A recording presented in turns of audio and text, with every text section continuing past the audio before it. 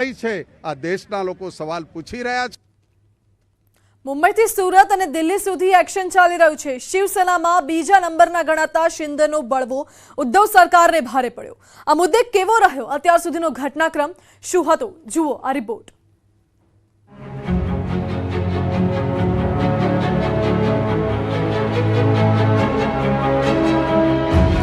મહારાષ્ટ્રમાં પોલિટિકલ પારો high.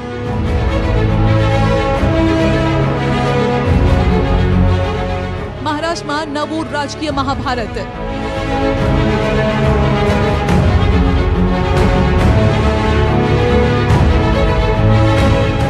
Number ગેમમાં સપડાઈ ગઈ મહારાષ્ટ્રની રાજનીતિ।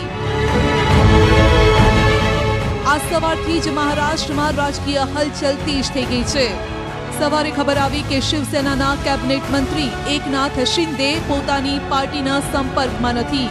દાવો કરવામાં આવ્યો કે એકનાથ શિંદે શિવસેનાથી નારાજ છે અને તે શિવસેનાના 30થી વધુ ધારાસભ્યો સાથે સુરતમાં છે। સવારે એ પણ જાણવા મળ્યું કે 20થી વધુ ધારાસભ્યોના મોબાઈલ તો સ્વિચ ઓફ આવી રહ્યા છે અને ત્યારબાદ મહારાષ્ટ્રની રાજનીતિ ગરમાવા લાગી। મુંબઈથી લઈ દિલ્હી અને ગુજરાતમાં પણ બેઠકોનો દોર શરૂ થઈ ગયો।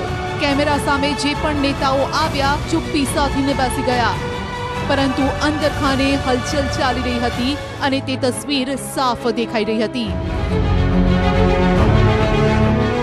મહારાષ્ટ્રમાં આ રાજકીય ઉઠાપઠક વચ્ચે જ એ સમજવું જરૂરી છે કે મહારાષ્ટ્ર વિધાનસભામાં હાલ શું પરિસ્થિતિ છે। મહારાષ્ટ્ર વિધાનસભામાં કુલ 288 સીટો છે। મહારાષ્ટ્રમાં સરકાર બનાવવા માટે 145 ધારાસભ્યોનું સમર્થન જરૂરી છે, જેમાં 105 સીટો સાથે બીજેપી સૌથી મોટી પાર્ટી છે।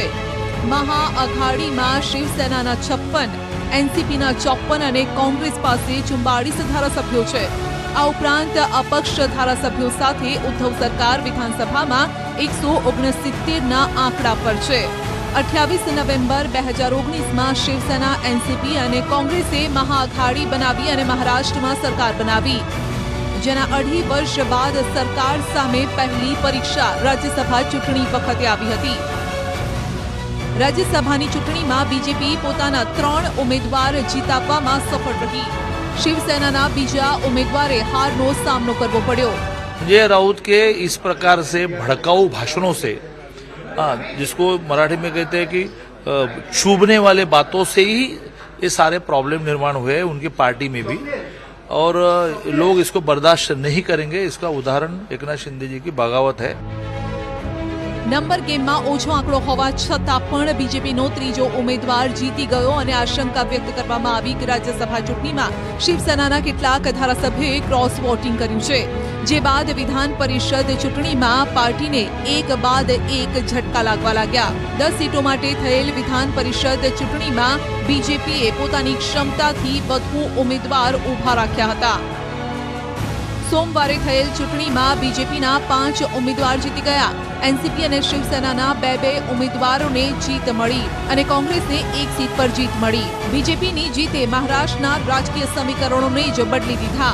પહેલા રાજ્યસભા અને પછી વિધાન પરિષદ ચૂંટણીમાં દેવેન્દ્ર ફડણવીસ હીરો બનીને સામે આવ્યા। ફડણવીસનો મહારાષ્ટ્રની રાજનીતિમાં દબદબો અને રણનીતિક કૌશલ્ય સામે આવ્યું। આગામી સમયમાં કોની સરકાર બનશે અને કેવી રીતે તેના જ સોગઠા બેસાડવામાં આવી રહ્યા છે। Bureau report, news 18 Gujarati.